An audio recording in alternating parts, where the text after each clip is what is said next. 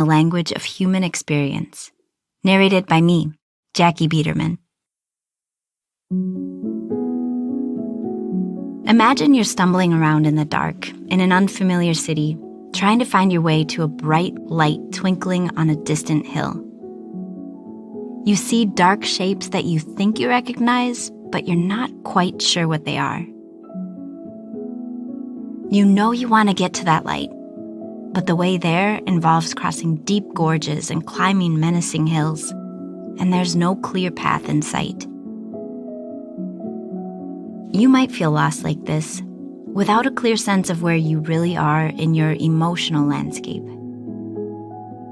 You might struggle to even name your feelings, or to understand feelings that come on strongly.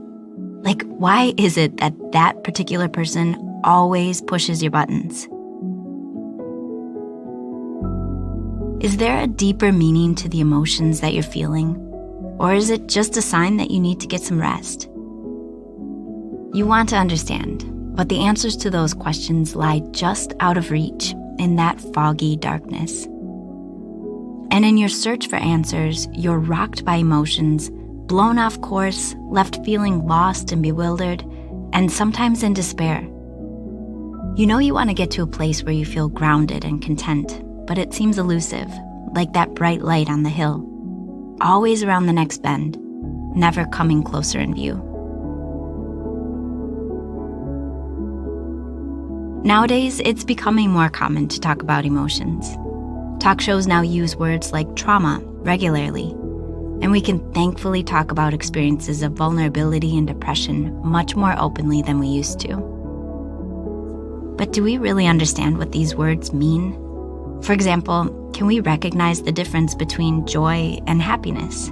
Or what about shame and guilt? I'm Jackie, a producer here at Blinkist, and I've chosen this book because I'm fascinated by the idea that we still have so much to learn about emotions. And I think that a huge part of why people are drawn to Brené Brown is that she's able to offer clarity on the things that shape our lives. In these blinks, we'll gain some orientation of our emotional landscapes with an atlas, the Atlas of the Heart. And we'll learn how to start navigating our feelings with more nuance and more clarity. So, let's get into it.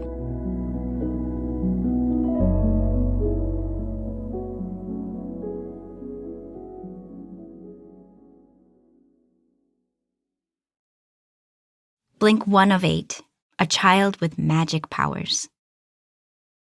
Growing up, Brené Brown was sure she had magic powers, that she could predict the future and make connections no one else around her could.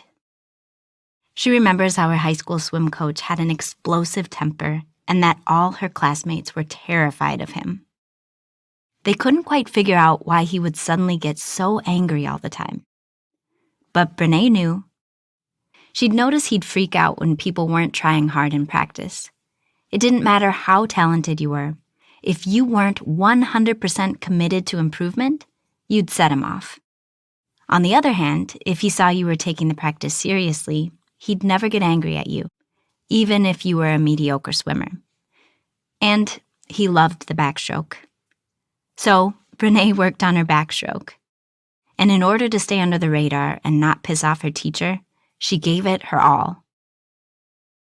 Staying under the radar was the main function of the heightened levels of awareness she developed as a kid, what felt like her magic powers. It helped her navigate her home life, too, with her complicated parents. In public, her parents were sociable, kind, and fun. But behind closed doors at home, their behavior was unpredictable. Their moods would swing wildly, and they could get pretty angry without much, if any, warning. It was confusing, and it made Brené and her 4 siblings feel ashamed. After all, their parents only behaved like this when they were at home. So it was only natural that it made Brené and her siblings feel like it was their fault that they got so upset. On top of that, Brené was the oldest of the kids, so she felt like it was her job to protect everyone else from their outbursts. And so she became very observant. She learned to identify people's soft spots, or what she now calls everyone's shame triggers. like the ill-timed jokes or misjudged requests that might set someone off.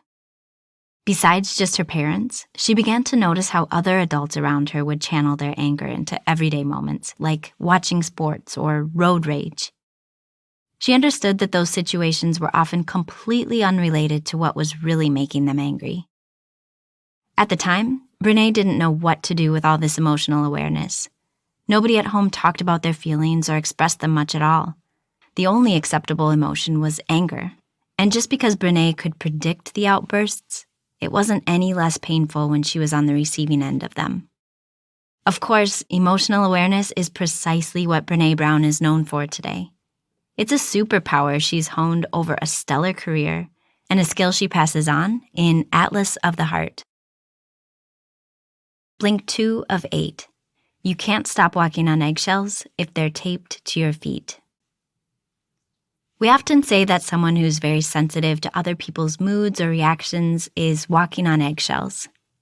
In her own words, Brene felt like the eggshells were duct taped to the soles of her shoes. She was hypersensitive to the world around her, so attuned to what might go wrong that it felt excruciating. So she tried drowning out those feelings through partying, smoking, and drinking. And while all of that did succeed in numbing her, it also meant the world got blurry. She could no longer observe what was going on inside of people. She was fearful and anxious and was so scared of feeling pain that she chased experiences that made her feel even more pain. She was, as she says, taking the edge off through alcohol. But taking that edge off was also muffling her magic, her superpower. So recognizing this with the help of a good therapist, Brene started a long, hard process of regaining her edge.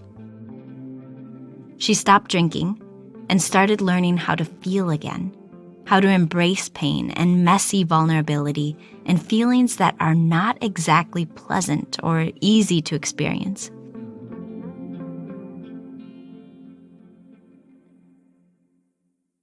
Today, Brene values her sensitivity to emotions. It shows her where her boundaries are. It teaches her what she needs. It allows her to tune in to the people around her. And it's fueled quite an extraordinary career. With Atlas of the Heart, she created a guide for people who, like her, are scared of pain. People who feel all the things but don't know what to do with their intense emotions. People who want to find another way to relate to others when they're fearful. People who are yearning for vulnerability. So let's start exploring this atlas in greater detail. The book itself covers 87 emotions. We're going to take a closer look at just a few of these, and though the emotions are very common, you just might be surprised about what's actually underlying them. Blink 3 of 8. Expand your emotional vocabulary. But hang on, is there a point to all of this? We can't all be world-renowned emotions experts like Brene. So why should the rest of us spend the time learning more about our feelings? Well, consider this. Imagine you have a sharp shooting pain in your shoulder. It's excruciating and won't go away, and it's starting to get in the way of your life. So you rush to the emergency room. A kind, caring doctor comes in and tries to find out what's wrong. As you start to tell her, something strange happens. You can't get any words out. You can only point to the general part of your body where the pain is occurring, but you can't pinpoint the exact location. So she can't help you. You're frustrated, and your shoulder continues to hurt. The point is, language is important. It's a bridge between ourselves and other people. It allows us to express how we're feeling and, crucially, get the help we need. But when it comes to emotions, most of us are just like that person with the painful shoulder. We just don't have the words to describe what's happening in us to others, or to even understand it for ourselves. Now, here's something in the book that I was fascinated by. Brene describes how she and a team of researchers asked 7,000 people to identify all the emotions they experienced. And guess what? The average number of emotions people listed were wait for it, 3, sad, angry, and happy. That's it. Mad, sad, glad. Of all the emotions in the world, all the nuance of human experience, most people could only describe them in 3 categories.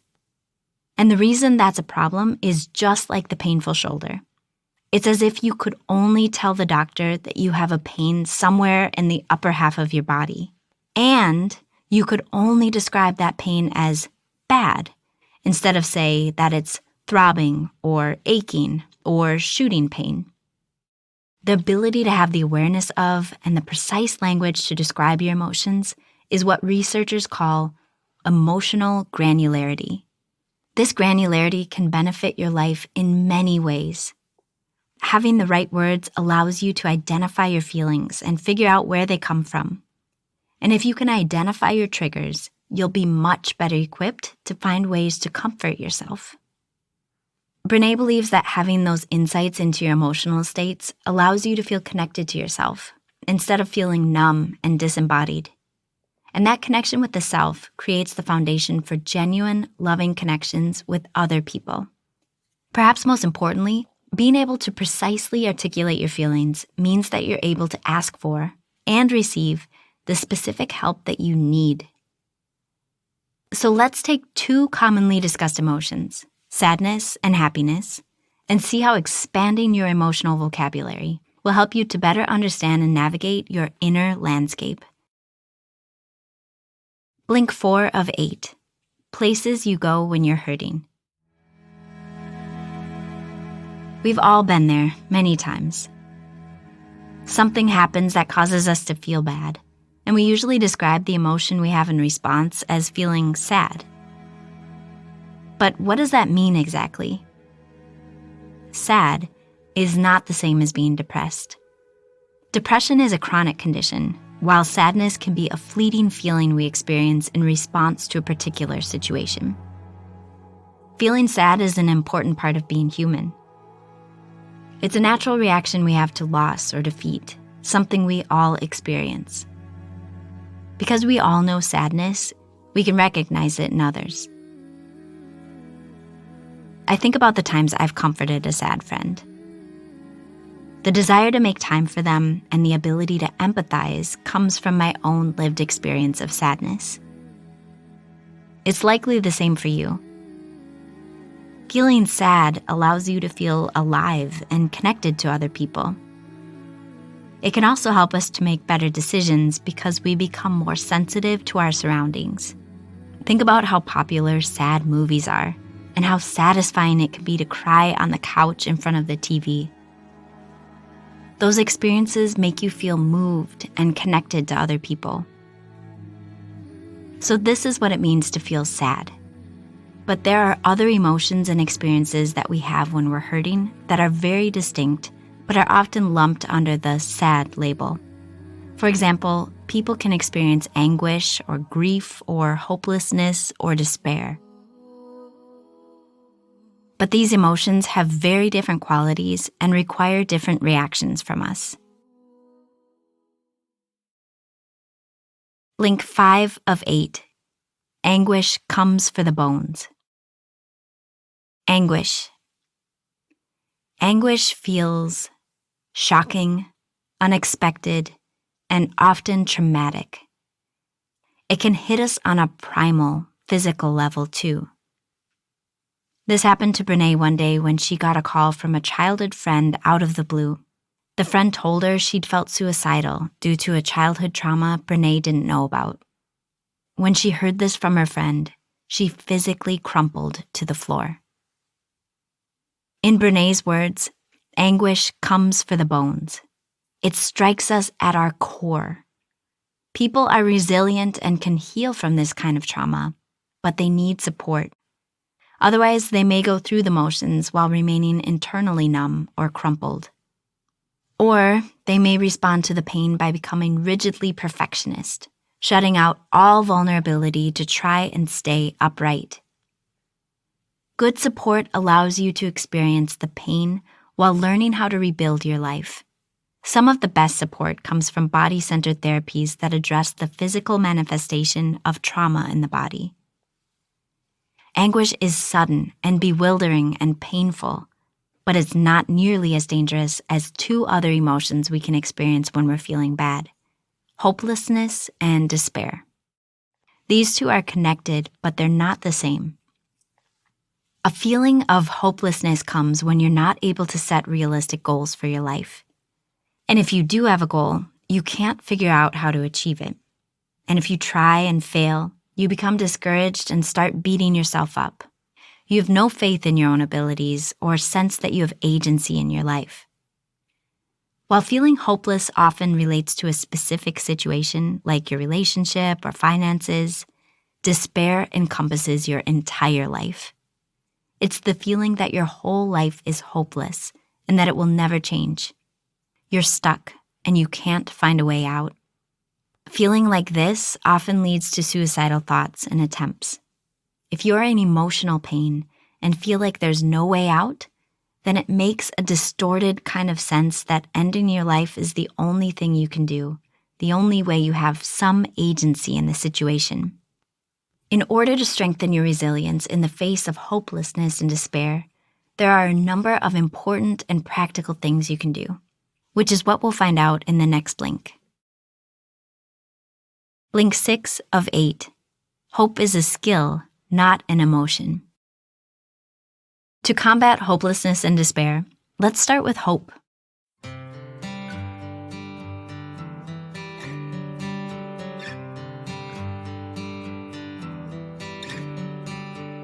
We think of hope as being a warm and fuzzy emotion, but that's actually not true. In fact, being hopeful is a skill that you can learn. Being hopeful comes from being able to set realistic goals, figure out how to meet the goals, and believe in your own abilities. Hope comes from encountering adversity and discovering that you can be resilient in the face of it. To learn hopefulness, you need to practice setting goals that you can actually meet. Even more important, you need to become comfortable with failure and be prepared to try new approaches if the first one doesn't work. The best thing about learning to be hopeful is that it's infectious. For example, researchers have shown that hopeful parents generally have hopeful children. Apart from practicing your hopeful skills, you can also practice increasing your resilience by working with what researcher Martin Seligman calls the 3 Ps: personalization, permanence, and pervasiveness. In the last blink, we were talking about how despair feels all-encompassing and permanent. People in that state often take it very personally, beating themselves up for failing or letting down their families. When you're feeling flooded by despair, stop to ask yourself the 3 Ps. First, personalization. If you're taking it personally, ask yourself, is this situation really about me? What outside factors play a role that I haven't accounted for? If it feels like the situation will last forever, which is the second P, permanence, do a quick thought experiment and ask yourself, will this be a big deal in 5 minutes, or 5 days, or 5 months? And if it feels like the problem is pervasive and has consumed your whole life, take a moment to stop and really consider its impact. You may have screwed up at work, but does that really mean you've destroyed your family and all your friendships? These strategies offer a pause button when you're feeling flooded and overwhelmed. They offer your rational brain a chance to rejoin the party and help you to put your experiences in perspective. Sadness, anguish, and despair are all painful and difficult, but they can also be incredible teachers. As resilient humans, it's possible for all of us to move through these feelings, becoming more engaged and empathetic and courageously vulnerable as we do. But you can't do it alone. You need to be able to ask for help and get the right kind of help that's appropriate to that specific emotion. Blink 7 of 8. Happiness and joy are not the same thing. On the other side of the spectrum, there's happiness. We all know what that word means, right? After all, how many love songs have been written about it? Well, actually, even the most expert happiness researchers people who spend their whole lives studying the emotion can't agree on exactly what it means. Most research to date has been about happiness as a trait or part of who we are, rather than as a state, something we experience at times. Even more confusingly, happiness is often conflated with joy. Those words are used interchangeably to describe a positive state. But in her research, Brene has discovered that, in fact, happiness and joy are very distinct. Happiness is a long-lasting emotion that usually comes as a result of feeling in control. Happiness makes us focused on ourselves or our own achievements. Joy, on the other hand, comes on suddenly, without warning. It's short and fleeting and very high intensity. It focuses our attention outwards instead of inwards and makes us feel connected to other people, or God, or the universe. It makes us feel free and alive and awake. Joy is intensely pleasurable and is accompanied by a sense of gratitude and appreciation. Joy is also a bit unsettling, even scary. Feeling joyful is so wonderful that it can make you feel vulnerable and afraid of losing that joy. Brene describes that experience as foreboding joy. It's what happens when you watch your children while they're sleeping and feel an enormous stab of joy accompanied by a deep and irrational fear that something terrible will happen to them. It's a way of rehearsing tragedy in your mind in an attempt to make it feel less painful when it actually happens, because in the moment of joy, you realize how much you actually have to lose. Most of us are so used to foreboding joy that we don't even consciously realize what we're doing. We start to feel like it's normal or realistic to expect the worst. But living that way costs you the incredible benefits of freely experiencing joy. There's a man who Brene interviewed in her study on vulnerability who'd gone through his life expecting the worst, as a kind of emotional armor. And then the worst actually happened to him. His wife died in a car accident. And he realized that his previously pessimistic outlook had done nothing to prepare him for that painful event. All it did was rob him of the ability to fully enjoy the time he'd had with his wife when she was alive. To allow yourself to experience joy is to practice appreciating what you have in the moment that you have it. In fact, researchers have found that joy and gratitude are linked in what they describe as a positive upwards spiral. If gratitude is one of our traits, we'll have more experiences of joy in the moment. And if we're joyous types, we'll have more moments of feeling grateful. The emotions positively reinforce each other. And like so many emotions, gratitude can be practiced and learned.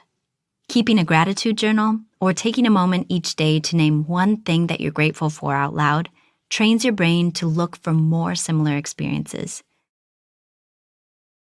Blink 8 of 8. Become comfortable with paradox. Over the course of these blinks, we've traveled to 2 emotional places, where we go when we're hurting, and some places we go when life is treating us well. As you've already discovered, there's nothing simple about this inner exploration. The seemingly neat categories of sad and happy are bursting with nuance and contradictions. We've gone over how sadness can make us feel good, and that happiness can be less rewarding than joy.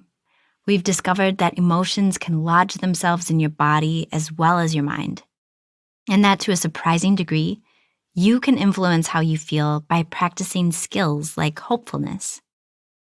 Emotional granularity is messy, and to really go there, you need to get comfortable with paradoxes. Paradoxical elements seem opposite to each other, but really they're linked, like light and dark. One doesn't really exist without the other. As a navigator of your own emotions, you'll need to become more and more comfortable with emotional paradoxes. How you crave closeness to others, but act in ways that shut yourself off. Or how you can lead a board meeting with confidence, but crumple every time you need to speak to your mother. Holding these paradoxes with warmth and curiosity will help you on your journey to discovering and celebrating the terrain of your own heart. Like any journey worth taking, there are no shortcuts. You'll need to clamber over many obstacles and find your sharp edges. Keep going. Lean into the messy stuff and contradictory stuff. Embrace the sheer vulnerability of being alive.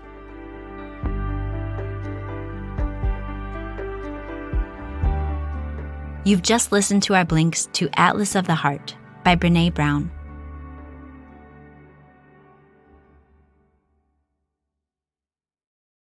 Let's do a quick recap.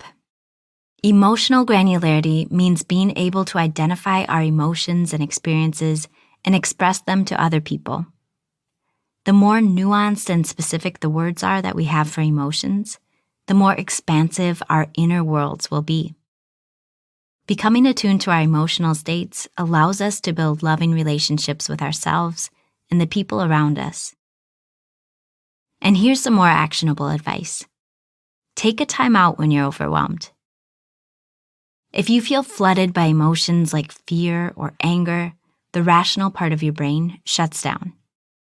That's not a great state to be in during a fight or in a situation where you need to make a decision.